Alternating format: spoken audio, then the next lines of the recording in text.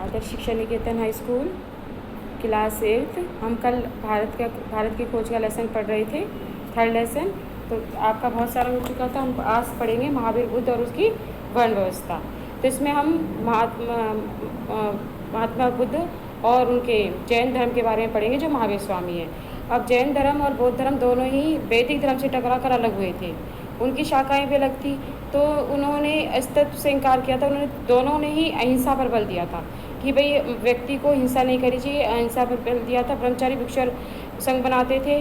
उन्होंने सिद्धांत दिया था कि भाई सत्य ही सब कुछ है। उसके बाद जैन धर्म हुए। जैन धर्म के संस्थापक महावीर बुद्ध और समकालीन थे, और दोनों ही क्या थे? क्षत्रिय थे। कौन थे? क्षत्रिय थे।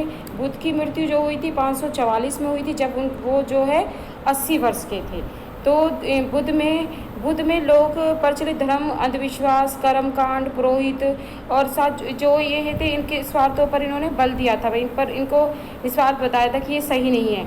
उन्होंने आत्मिक धर्म विज्ञान नजरिए के जरिए चमत्कारों के बारे में और अलौकिक व्यापारवादी की निंदा की थी कि भाई ये कुछ नहीं होते, ये सब क्या हैं? सारी बेकार की चीज़ें हैं। तो उस पर इन्होंने जोर दिया था। उसके बाद इन्होंने ये दिया था कि बुद्ध की जो शिक्षाएं थी, उन्होंने बुद्ध ने इस बात पर गौर किया था कि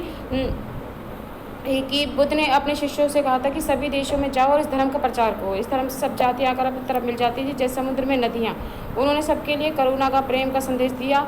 इस संसार में घृणा का अंत जो है, उन्होंने ये कहा कि भाई घृणा का अंत घृणा से नहीं होता, बल्कि किससे होता है? प्रेम से होता है। मनुष्य को क्रोध से, दया से और किससे?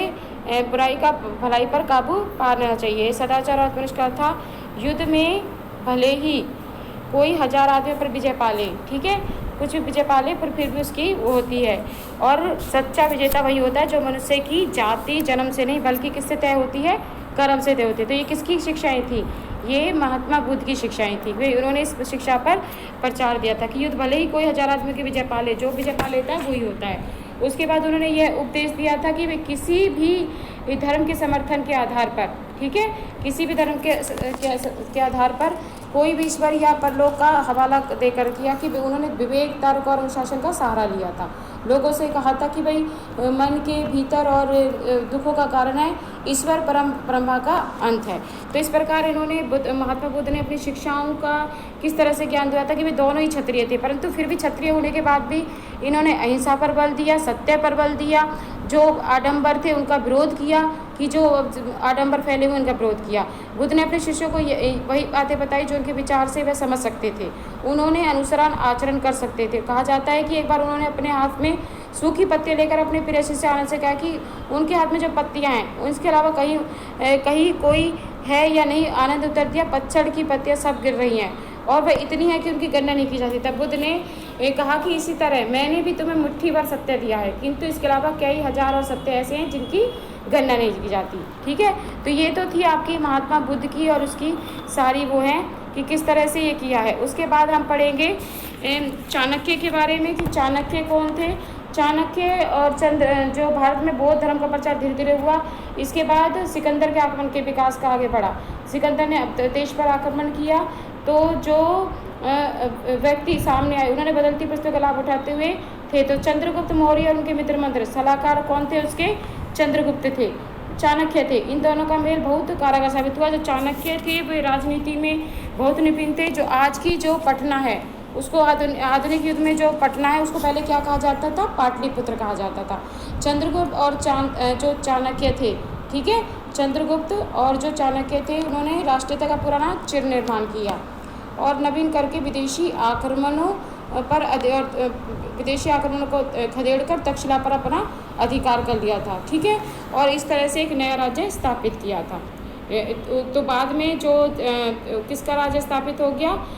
उसका हुआ चंद्रगुप्त का। मौर्य साम्राज्य की स्थापना किसने की?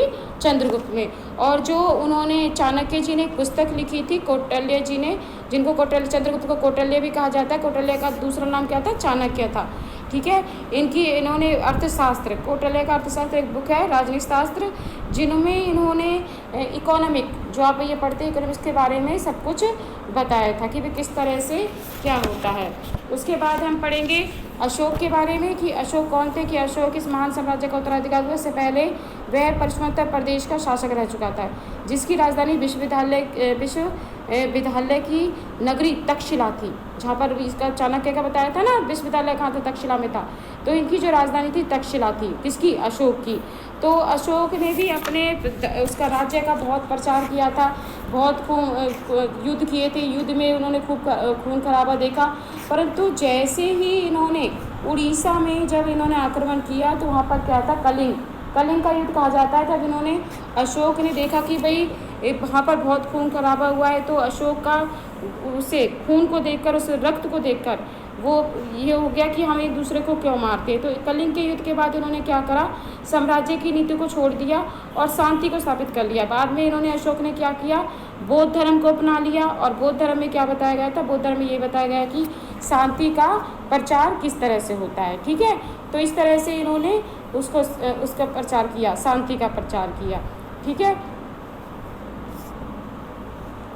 उसके बाद इन्होंने सपूत, जो इसके प्रतीक साची का सपूत जो है, ये सब जो हैं किसके हैं, ये इन्हीं के हैं, अशोक के हैं, जिन्होंने इस पर अशोक बहुत बड़ा निर्माता था, उसने अपनी बड़ी इमारतों को बनाने में मदद की। इन्होंने शिलालेख लिखवाए, शिलालेखों में महात्मा बुद्ध की जो शिक्षाएं उनको करवाया, ताकि जो महात्मा बुद्ध की जो शिक्षाएं हैं वो हर लोगों तक फैली जा सकें। तो इन्होंने शिलालेखों पर क्या करवाया था, शिलालेख क्या होता है, शिलालेख होता है पत्थर होता है और उस पर जो लिखवाया जाता है उसको कहते हैं शिलालेख। तो उसको शिक्षाओं को लिखवाया था ताकि लोगों में बौद्ध धर्म का प्रचार हो सके। तो इस तरह से ये लेसन आपका कंप्लीट हो गया है। उसके बाद मैं पहले इसके क्वेश्चन आंसर समझाऊंगी, तब उसके बाद आपको लिखना है, ठीक है।